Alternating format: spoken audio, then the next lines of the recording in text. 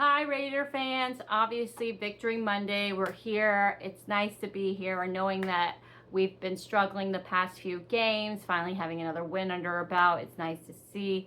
I'm excited, obviously, seeing this offense progress, considering that we were out of our two arguably best teams players, including Davante Adams and Max Crosby. Both teams and both sides of the ball played really well. Obviously, I'm very impressed that we considered to get a win. If you're new to my channel, thank you for subscribing. I'm almost 100 from being a 1,000 follower subscription. I don't know what happens when I get to that point, but I appreciate everyone's support and coming in and wasting their time to listen to me. So I basically just discussed the Lakers and Raiders, and these are my opinions. I'm not an expert. Obviously, I'm just a fan that loves watching this team and notice things that I have seen watching them over a decade and struggling over a decade to see things that continue to be a problem and have been an issue. So, great offensive plays. I feel like this scheme that we played differently in comparison to previous weeks. I feel like the ball was spread more, like where you're not running heavily, and when we weren't running the ball, you kind of made the line kind of spread out where the receivers weren't bunched, and it kind of opened the field for the most part. Obviously, I love that Gardner Minshew did great to get us this win. However, multiple plays where I watched him and I felt those passes that were wide open, especially the Trey Tucker midfield wide open catch that, was not thrown appropriately or in the ball area aspect of where he could have made that catch, was kind of frustrating, obviously. But I knew going into this that we've always had a quarterback situation, even from before preseason when they couldn't make the decision of who to start.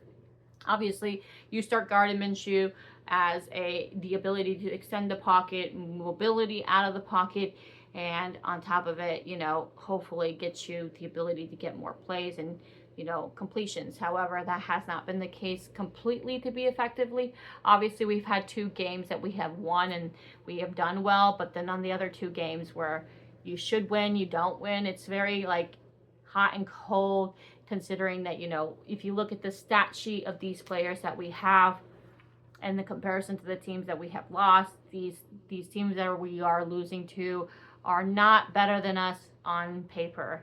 So again, I love when we win, especially when we win at home.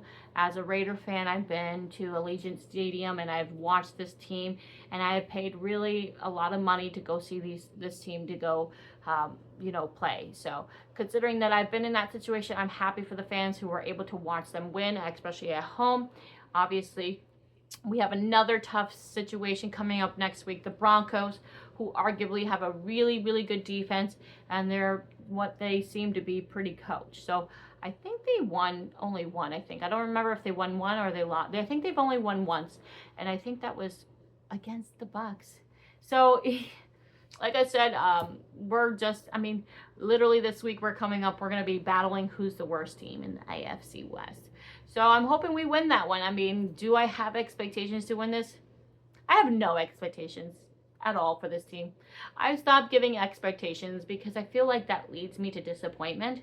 So if I leave my expectations to be low, I'll be much happier, I've noticed. So another thing that, I've been discussing here is my fantasy. I am 0-4. 0-4 into my fantasies, and I just don't know what to do at this point. I've been given trade offers for CMC, and I've been given trade offers to be given, some ability. But I feel like every time I'm getting a trade, it's just like a trade rape. And at this point, I'm 0-4. Do I really want to trade any of my players? It's kind of, meh. At this point, I don't know what to do. I feel like the same thing with the Raiders. What do? You keep winning games. You remove yourself from a higher draft pick. What are we supposed to do? I do think there is a concern in the sense of that whole AP conversation of people made business decisions and we're going to make business decisions. I'm curious on who he was talking about. Obviously, a lot of people are chattering that it could have been Davante Adams and saying that, he must have sat out, which in my opinion, I will not fault the man for sitting out. When you're losing to Carolina Panthers and you're the arguably best offensive weapon, and your team's down like 20 points, why would you want to keep him out there? I think that's just a smart move, especially considering you have more games to play in the season. If that was Davante Adams that he was referring to, I don't like that at all. And if that's the case, then, make the decision to trade him, because Davante Adams is your best offensive player. And I feel that normally in a normal smart team, when you're losing big game, like in a big loss blowout, when it's not even debatable close, you are going to sit out your best player, because at this point you're not going to risk injuring them for the rest of the year just to basically say that they tried. It doesn't make sense. So I think at this point we have been an issue with the quarterbacks, where obviously our plans should be going into this draft coming in next year is drafting a quarterback. And if we keep winning games, that puts us lower in the draft. So the discussion of maybe we need to start considering trading Davante Adams, I wouldn't be upset with, because I think Davante Adams has been amazing, and I think he deserves to go to a team that's going to give him a Super Bowl. I think there might be obviously that conversation with Davante Adams, that if he does decide to want to be agreeable with a trade, that it would be under the circumstance of it being a contender that is currently now a contender, not for someone else who doesn't have anything. So I like the idea that maybe we should move him, because like I said, we're going to win games. I have very low expectations of this team, as negative as that sounds, especially coming off of a win. I do know that I don't have the expectations to make a playoff. I don't have expectations to make it to a Super Bowl.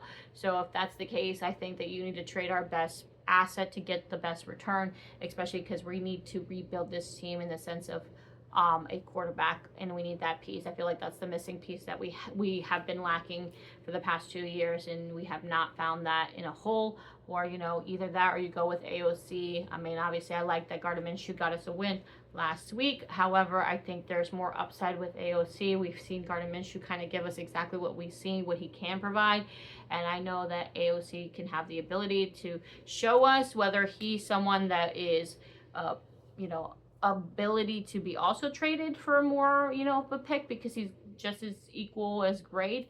There is teams that are needing quarterbacks. Like you have the Miami Dolphins who have nobody. Like, go trade some of these assets. Like, especially considering if you're not going to use AOC and you don't think AOC is going to be the future, then trade him. Do something. We need to make moves to get us built for the future. And I think the future is getting another quarterback. Unless AOC gets to start playing and we start seeing something much improved and more better than what we've seen him in the past, it's hard to say, but you're not going to give him the chance, so might as well just trade him. So obviously it's exciting to see us win. Again, I don't want to be the negative Debbie Downer or whatever, but it's just like, how many wins do we win before we just call it a season? But I also know that there's fans that go out there and watch this team and pay a lot of money to go watch this team. So I do think the bare minimum that this team should be winning is home games minimum, because I had been there before where I pay a lot of money because I don't like sitting, not that it's just I'm not bougie or anything, but I like to be close enough where you can hear me be obnoxious on the field. You may not hear me, but still, I like to be obnoxious. So if I'm far up there, you're not going to hear me. So I'm going to be there, and hopefully you'll hear me at one point screaming. So as a fan, I hope that we continue to win games. But also as another fan, I also hope that we can draft a really good quarterback. Tell me what you guys think. Obviously, we're going into the Broncos. Do you think this is a slam dunk win for us? And if it is it something that you really want to do, considering that, that's another win? That's another probably bump down where we are picking in draft order. Or do you agree that at this point, you see what this quarterback can do, and we still need the whole, and we need to start moving some assets to get that trade value up when we go into next year's draft? Or do you think, just keeping our players and doing what we did last year and just see where we fall in the draft and just go from there? Obviously, a lot of things going on, considering that, it still kind of makes me really upset knowing that A, we could have had Stroud if it wasn't for McDaniels. B, Lamar Jackson was someone that was a free agent that we did not make a bid for. 2, arguably looking back at quarterbacks that would have made this team probably if not probably a definite Super Bowl contender. And it's frustrating, but it is what it is. What can you do? You know, during those times we have different coaches, a lot of changes, you know, who knows if that would even have been an option. Obviously, I do think the McDaniels thing is something that would have happened, and I'm gonna be promising you, a lot of people, if they were seeing him on the street, they probably want to fight him in person because of that. And I don't blame him, because Stroud is amazing. He's looking, honestly, one of the best quarterbacks in this league right now. So it's exciting. Tell me what you guys think. How are you guys doing in fantasy? Are you struggling, or are you doing better than me? I hope you guys have a great week. I do work 16, so this is my first day off of, you know, I've worked 7 days. I work 7 on, 7 off typically, and I accidentally scheduled myself to work at my other job. And so I only have 2 days off this week, and then I work back 8 in a row. So tell me what you guys think. I try to come back and, you know, respond to your comments. I do enjoy having conversations with you guys in there, and have a good week for the most part. Bye.